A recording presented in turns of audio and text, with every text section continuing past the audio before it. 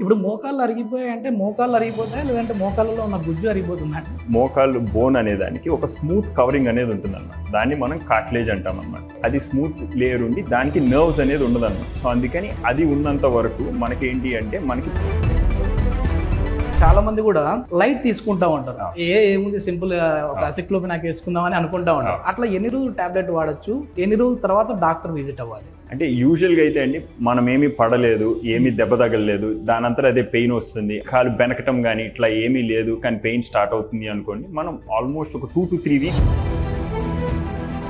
Sir ఇప్పుడు surgery అంటేనే భయపడే వాళ్ళు ఉంటారు. అట్లాంటి వాళ్ళకి ఏం చెప్తారంటే మన దగ్గర ఉన్న స్పెషాలిటీ ఏంటి? ఎంజే నాయుడు హాస్పిటల్ స్పెషాలిటీ ఏంటి? మనకు కూడా అండి సర్జరీ అవసరమైతే తప్పితే చేయం, కానీ సర్జరీ అవసరమైనప్పుడు చేసుకోవటం కూడా అవసరం అన్నమాట. అంటే మనం నొప్పితో భరించడం కంటే మనకి surgery. Welcome to Suman TV. నేను మీ నవీన్. ప్రస్తుతం నేను విజయవాడలోని ఎంజే నాయుడు సూపర్ స్పెషాలిటీ హాస్పిటల్లో ఉన్నాను. మనతో ఉన్నారు ప్రముఖ ఆర్థోపెడిక్ సర్జన్ డాక్టర్ వంశీకృష్ణ గారు. హాయ్ సార్, నమస్తే అండి. నమస్తే సార్. మోకాళ్ళ నొప్పులు అసలు ఇప్పుడు ఎట్లా అయిపోయిందంటే ఒకప్పుడు 50-60s చూసేవాళ్ళం ఇంకా మోకాళ్ళ నొప్పులు, ఇప్పుడు 30 ఏళ్ళకే వస్తూ ఉన్నాయి.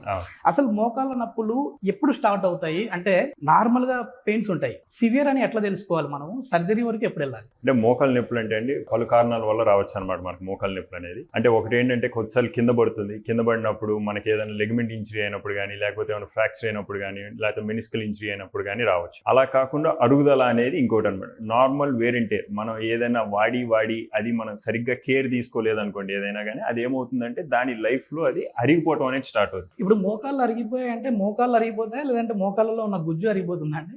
అంటే మోకాల్లో ఏమవుతుందంటే అండి, మోకాళ్ళు బోన్ అనేదానికి ఒక స్మూత్ కవరింగ్ అనేది ఉంటుంది అనమాట. దాన్ని మనం కార్టిలేజ్ అంటాం అనమాట.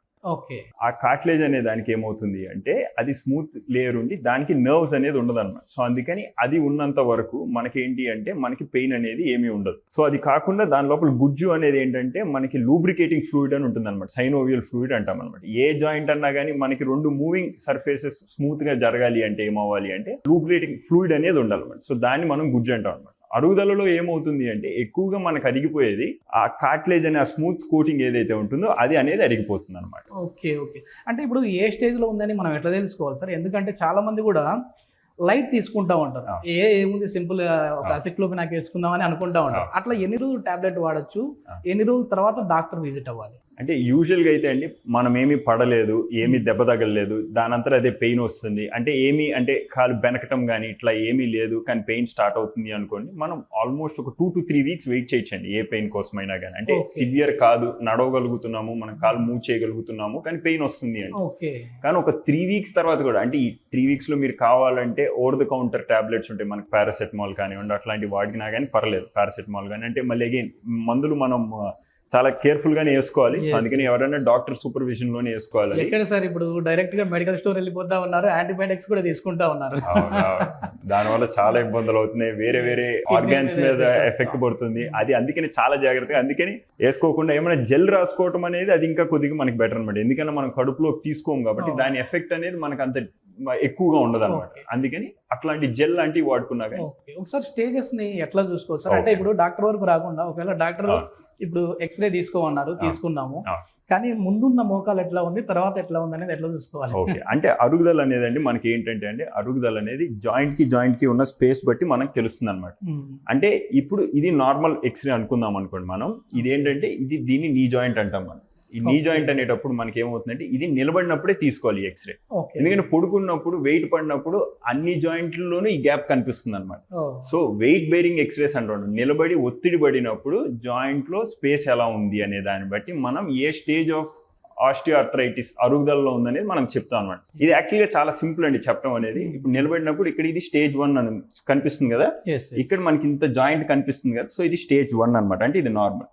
స్టేజ్ 2 అనుకోండి, ఈ మధ్యలో మీరు ఈ జాయింట్ స్పేస్ అనేది చూస్తే ఇది కొద్దిగా తగ్గుతుంది, కానీ ఇక్కడ మాత్రం ఎక్కువ అంటే వన్ సైడ్ అంటే బ్యాలెన్స్ లేదనమాట. సో ఏంటంటే మన కార్ పంచర్ అయినప్పుడు ఎట్లయితే ఒకటి ఎక్కువ అరిగిపోతుందో ఒకటి తక్కువ అరుగుతుందో, మనకి ఎటువైపు అరిగిపోయినా ప్రాబ్లమే అనమాట. అంటే మనం ఒకవైపే అరిగింది కదా ఇంకొకటి బాగానే ఉంది కదా అని అనుకోవడానికి లేదు. ఎందుకు అంటే ఇక్కడ నొప్పి వచ్చేస్తూ ఉంటుంది మీకు, ఇది అరిగిపోయింది దీనివల్ల నొప్పి వచ్చేస్తుంది. సో మీరు 2 కాళ్ళు ఉన్న ఒకే కాలు మీద నడిచి ఆ కాలు నొప్పి వచ్చినా కానీ నొప్పి వచ్చినట్టు అనమాట. ఇంకా So, ఎక్కువ ఇంకా పెయిన్ వస్తుంది ఇటు ఎఫెక్ట్ అవ్వకపోయినా ఇటు ఒక్కటి ఎఫెక్ట్ అయినా కానీ పెయిన్ వస్తుంది మనకి. సో ఇప్పుడు ఇది స్టేజ్ 3 అండి. స్టేజ్ 3 అని చూసారనుకోండి, ఇక్కడ ఇంకొక సన్న లైన్ అనమాట, ఇంకా జాయింట్ స్పేస్ తగ్గుతుంది అనమాట. ఇటు బాగానే ఉంది కానీ ఇటువైపు తగ్గిపోతుంది అనమాట. ఇది మీడియల్ జాయింట్ లైన్ అంటాం అనమాట. లోపల వైపు ఉన్నదాన్ని మీడియల్ జాయింట్ అంటాం, లేటరల్ గా ఉన్నదాన్ని లేటరల్ జాయింట్ హాఫ్ అంటాం అనమాట. ఓకేనా, 2 పార్ట్స్ ఉంటుంది మనకి. ఇప్పుడు ఇది స్టేజ్ 4 అండి. స్టేజ్ 4 అంటే పూర్తిగా మొత్తం అసలు ఇక్కడ మనకి టచ్ అయిపోయింది, స్పేస్ అనేది లేదు. ఇక్కడ మనం వెయిట్ పెట్టి చూస్తే ఇటువైపు ఏమో ఇది అడిగిపోయింది, ఇటువైపు చూస్తేనేమో ఇటువైపు జరిగిపోయింది. ఇంకొక వైపు మనకి స్పేస్ ఉన్నా ఈ బోన్ కదిలినప్పుడల్లా ఏమవుతుందంటే బోన్ రాసుకుంటుంది అనమాట. ఇప్పుడు మనకి బాగా రాసుకుంది అనుకోండి ఏదన్నా, అది బాగా పెయిన్ వస్తుంది అనమాట. సో బాగా పెయిన్ వస్తుంది. సో అందుకని ఇటు బాగానే ఉంది కదా అనుకున్నా కానీ దీని వల్ల మనకు బాగా పెయిన్ వచ్చేస్తుంది అనమాట. సో ఇది స్టేజ్ 4 అంటాం. ఇది మళ్ళీ మెడిసిన్స్ వాడినా ఏం క్యూర్ కాదు. ఇది స్టేజ్ 4 లోకి వచ్చామనుకోండి, మనకి ఏంటంటే కంప్లీట్ గా అరిగిపోయింది అనుకోండి. కంప్లీట్ గా అరిగిపోయి ఇట్లా బోన్ టచ్ అవుతుంది అనుకోండి, ఈ జాయింట్ స్పేస్ రీక్రియేట్ అవ్వటం అనేది చాలా చాలా చాలా కష్టం. అండ్ మోస్ట్లీ అసలు అది అవ్వదండి. జాయింట్ స్టేజ్ 4 కి వచ్చింది అంటే మనకి వెనక్కి వెళ్ళటం చాలా కష్టం. స్టేజ్ 3 వరకు, స్టేజ్ 2 వరకు మనం ముందుకు వెళ్లకుండా ఆపుకోవచ్చు అనమాట. సో స్టేజ్ 2, స్టేజ్ 3 ప్రోగ్రెస్ అవ్వకుండా ఆపుకోవచ్చు. మనం జాగ్రత్తలు తీసుకుని ఎక్సర్సైజెస్ చేసుకుంటూ, కావాలంటే ఇంజెక్షన్స్ కానివ్వండి, ఇట్లాంటి స్టేజ్ 2, స్టేజ్ 3 వరకు తీసుకుంటే మనం కంట్రోల్ చేయొచ్చు. స్టేజ్ 4 కి వచ్చేటప్పటికి మనకు ఆల్మోస్ట్ ఆప్షన్స్ అన్ని తగ్గిపోతాయండి, సర్జరీకి వెళ్లాల్సి వస్తుంది. వంశీకృష్ణ గారితో ఇంటర్వ్యూ అనగానే సార్ గురించి తెలుసుకుంటే నిజంగా ఆశ్చర్యపోయా. ఏంటంటే ఎవరైనా ఆర్థోపెడిక్ సర్జన్ అంటే ఆర్థో మీద మాత్రమే ఉంటారు, కానీ మీరు వచ్చేసేసి ఇంజెక్షన్స్ కూడా ఇచ్చేసేస్తా ఉన్నారు సార్. అంటే మోకాళ్ళలో గుజ్జు అరిగిపోయిన వాళ్ళకి పిఆర్పి లాంటివి చేస్తూ ఉన్నారు. సో చాలా మంది ఆర్థోపెడిక్ సర్జన్స్ పెద్దగా దాన్ని ప్రిఫర్ చేయరు కదా, మీరు ఈ రూట్లో ఎందుకు వచ్చారు మళ్ళీ? అంటే ఏం లేదండి, అంటే నేను అంటే ఆస్టియోఆర్థరైటిస్ అనేది ఏంటంటే అండి 4 స్టేజెస్ ఉన్నాయి కదండి. మనకి 4 స్టేజ్ని మనము ట్యాకిల్ చేయడం కోసం అనమాట. అంటే ఏమవుతుందంటే, నేను ఎంసీహెచ్ చేశాను, ఆర్థోపెడిక్స్ అండ్ రీజనరేటివ్ మెడిసిన్ యూకేలో చేసి వచ్చాను. సో అది మళ్ళీ ఒక జాయింట్ రీప్లేస్మెంట్ ఫెలోషిప్ జర్మనీలో చేశాను. సో ఈ 2 ఎందుకు చేశాను అంటే, మనం ఈ 4 స్టేజెస్ ఆఫ్ ఆస్టియోఆర్థరైటిస్ ని మనం దేనికి తగ్గట్టు దాన్ని మనం ట్యాకిల్ చేయడానికి. ఇండియాలో ఎంతమంది ఉన్నారు సార్ ఇట్లా? అంటే మామూలుగా ఆర్థోపెడిక్ సర్జరీ ప్లస్ జాయింట్ దీనికి పెయిన్ మేనేజ్మెంట్ కి సంబంధించి ఇట్లా ఎంతమంది ఉన్నారు 2 చేసిన వాళ్ళు? అంటే నాకు తెలిసి అయితే చాలా, అసలు ఉన్నారో లేరో కూడా నాకు తెలియదండి. కానీ ఇన్ జనరల్ మనకి ఏమవుతుందంటే అండి, ఇప్పుడు మనం పెయిన్ ఫిజిషియన్స్ అని చూస్తున్నాము, లేదంటే జాయింట్ రీప్లేస్మెంట్ సర్జన్స్ అని చూస్తున్నాము. మనకి ఏమవుతుందంటే వాళ్ళు ఒక సైడే చూస్తున్నారు. అంటే వాళ్ళు ఏంటంటే కొద్దిగా బయాస్డ్ గా మనకి ఇది బెటర్ అని చెప్పి ఇది పుష్ చేస్తున్నారు. అంటే ఇప్పుడు పిఆర్పి అనేది తీసుకుందామండి. పిఆర్పి అనేది స్టేజ్ 4. ఈ స్టేజ్ లో అసలు పని చేయదు అది. ఎందుకంటే బోన్ రాసుకున్నాక దీనికి మెకానికల్ గా ప్రాబ్లం ఉంది. రాసుకుంటున్నప్పుడు ఇప్పుడు పిఆర్పి పని చేయదు. కానీ ఇప్పుడు మనం అదొకటే చేయగలము అనుకోండి, గ్యాప్ ఉంటేనే కదా అక్కడ ఇంజెక్ట్ చేయడానికైనా కానీ, అది రీజనరేట్ అవడానికైనా కానీ. సో ఈ స్టేజ్ లో కూడా ఇప్పుడు నాకు ఒట్టి పిఆర్పి వచ్చింది అనుకోండి, నేను పేషెంట్ కి ఎయిదర్ పిఆర్పి చేయొచ్చు అని చెప్పగలను, లేదంటే నీకు ఇది పనికిరాదు అని చెప్పగలను. అదే కానీ మనం 2 చేయగలిగాం అనుకోండి, ఏది జాయింట్ అంటే ఈ స్టేజ్ లో జాయింట్ రీప్లేస్మెంట్ అవసరం అయితే జాయింట్ రీప్లేస్మెంట్ చేయగలగాలి. స్టేజ్ 2, స్టేజ్ 3 ఎక్కడైతే పిఆర్పి వల్ల డెఫినెట్ గా కొద్దిగా ఉపయోగం అయితే పేషెంట్స్ ఉన్నాయి, స్టడీస్ ఉన్నాయి. అడ్వాన్స్ స్టేజ్ అయ్యే కొద్దీ మనకి దాని ఎఫికసీ తగ్గిపోతూ ఉంటుంది, జాయింట్ స్పేస్ తగ్గే కొద్దీ తగ్గిపోతూ ఉంటుంది. సో కానీ అది ఏ స్టేజ్ కి ఏది కరెక్ట్ అయితే అది చేయగలగటం పవర్ అది బెటర్ అని చెప్పి నేను 2 చేయడం అనేది చేశాను. సార్ ఇప్పుడు సర్జరీ అంటేనే భయపడే వాళ్ళు ఉంటారు, అట్లాంటి వాళ్ళకి ఏం చెప్తారంటే మన దగ్గర ఉన్న స్పెషాలిటీ ఏంటి? ఎంజే నాయుడు హాస్పిటల్ స్పెషాలిటీ ఏంటి? మనకు కూడా అండి సర్జరీ అవసరం అయితే తప్పితే చేయం, కానీ సర్జరీ అవసరమైనప్పుడు చేసుకోవటం కూడా అవసరం అన్నమాట.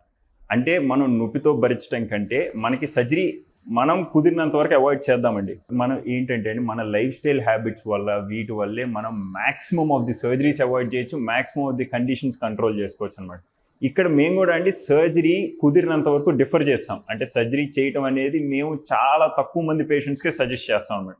ఇనీషియల్ స్టేజెస్లో ఉన్నప్పుడు మేము ఒక ఎక్సలెంట్ ఫిజియోథెరపీ టీమ్ని పెట్టుకొని ఎక్సర్సైజెస్, సూర్య నమస్కారాలు, యోగా ఇవన్నీ కూడా మేము కొద్ది మంచిగా ప్రమోట్ చేసి. సూపర్ సార్, ఎందుకంటే ఈ చాలా హాస్పిటల్స్ లో నేను ఇంటర్వ్యూ చేశాను. ఏంటంటే ఆర్థో అంటే ఆర్థో అంతే, కానీ సూర్య నమస్కారాలు, యోగాస్, ఈ పిఆర్పి దీనిలో వల్ల కూడా తగ్గుతుంది అని చెప్పేసి ఆల్రౌండర్ గా చెప్తా ఉన్నారు మీరు.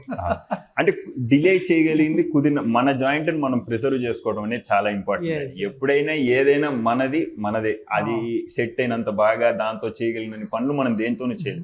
సో మనం కూడా ఏంటంటే కుదిరినన్ని రోజులు దాన్ని మనం ఎలా కాపాడుకోగలం అనేది చూస్తాం. దాన్ని జాయింట్ ప్రిజర్వేషన్ అంటున్నాం. దాన్ని కూడా ఇప్పుడు చాలా స్ట్రాంగ్ గా పుష్ చేస్తున్నాం అన్నమాట. జాయింట్ ని ఎట్లా, మన జాయింట్ ని మనం ఎట్లా కాపాడుకొని ఎక్కువ రోజులు వాడుకోగలం. ఇంకా తప్పనప్పుడు సర్జరీ టీకేర్ అనేది మేము కూడా సజెస్ట్ చేస్తామండి.